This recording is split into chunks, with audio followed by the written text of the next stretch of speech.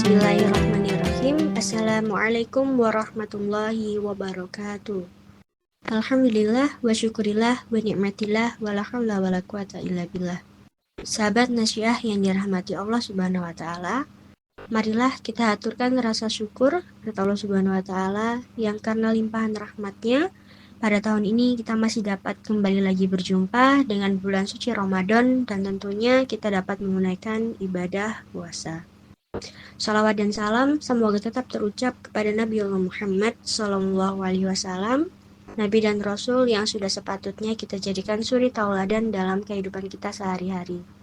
Sahabat Nasyiah yang dirahmati Allah, tidak lama lagi kita akan meninggalkan bulan suci Ramadan. Dan tentunya kita akan segera bertemu dengan bulan Syawal.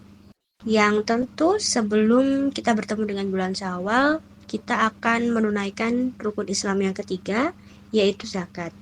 Sahabat Nasyiah yang dirahmati Allah, pada kesempatan kali ini kita akan membahas tentang 8 asnaf atau golongan yang berhak menerima zakat fitrah.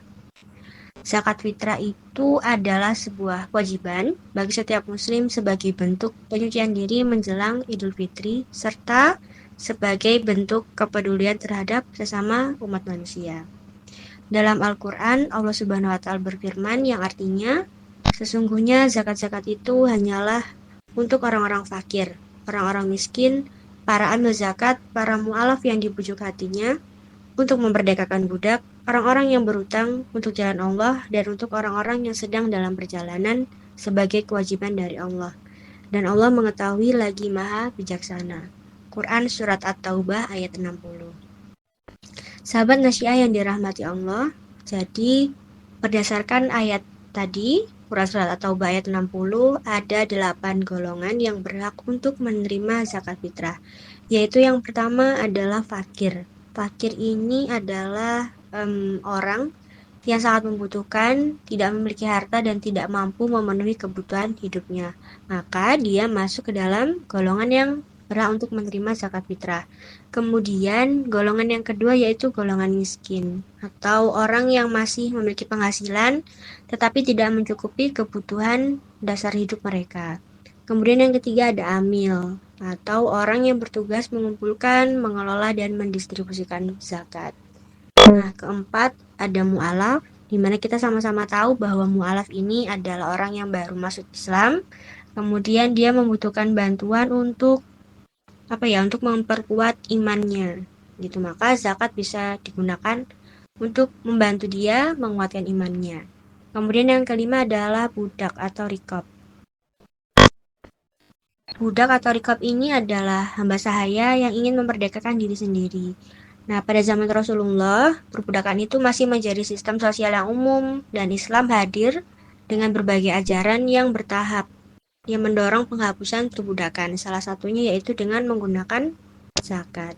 Kemudian yang keenam ada kaum gharim, orang yang terlilit hutang dalam perkara halal dan tidak mampu melunasinya.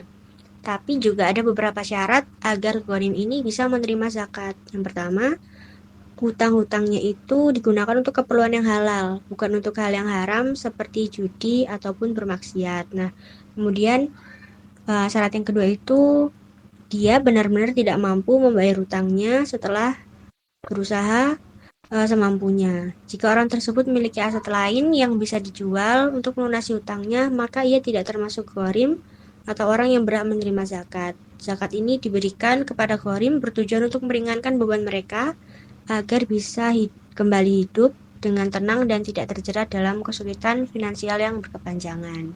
Begitu. Kemudian poin ketujuh atau golongan yang ketujuh yaitu fisabilillah, orang yang berjuang di jalan Allah seperti para dai atau pejuang yang mengorbankan waktu dan tenaga untuk agama.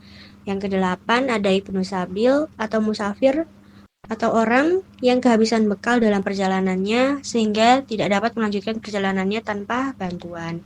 Nah, sahabat Nasyiah yang dirahmati Allah Subhanahu wa taala, itu tadi adalah 8 golongan atau 8 asnaf yang berhak untuk menerima zakat. Namun, sahabat Nasyiah yang dirahmati Allah, zakat fitrah ini bukan hanya sekedar sebuah ibadah, tetapi juga sebagai salah satu bentuk solidaritas sosial, yang insya Allah dengan menunaikannya kita pun turut membantu saudara-saudari kita yang membutuhkan dan memastikan bahwa mereka juga dapat merasakan kebahagiaan di hari raya. Semoga Allah menjadikan kita hambanya yang gemar bersedekah dan peduli terhadap sesama. Sahabat Nasya yang dirahmati Allah Subhanahu wa taala, hanya itu yang dapat saya sampaikan. Semoga bermanfaat. Nun wal qalami wa maisturun. Wassalamualaikum warahmatullahi wabarakatuh.